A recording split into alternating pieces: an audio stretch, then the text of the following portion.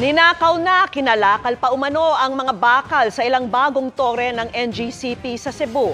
Dagdag problema po yan, lalo ngayong nagkukulang po ang supply ng kuryente.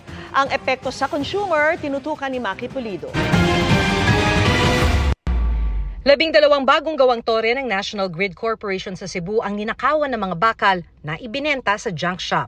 Sa anti-pilferage law, may multa itong 50 hanggang 100,000 pesos at kulong na 12 hanggang 20 taon. Hindi lang yan kasing simple na papalitan ng NGCP. Meron talagang real danger na maantala yung serbisyo ng transmission. Posible ring magkaroon ng sakuna. Sa Batangas, problema ng NGCP ang pagpapalipat ng korte ng pwesto ng 2 tore na bahagi ng Tuwi Dasmariñas Transmission Line and Substation Project.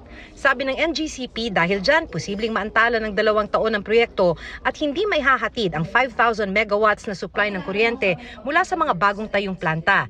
Dahil pinapasa sa mga consumer ang lahat ng gastos, ang ibig sabihin ng mga problemang yan, posibleng pagtaas ng electric bill. Nakita naman natin sa nakaraang mga linggo na may red alerts. Pag hindi natapos ng NGCP yung mga proyekto on time, baka lumala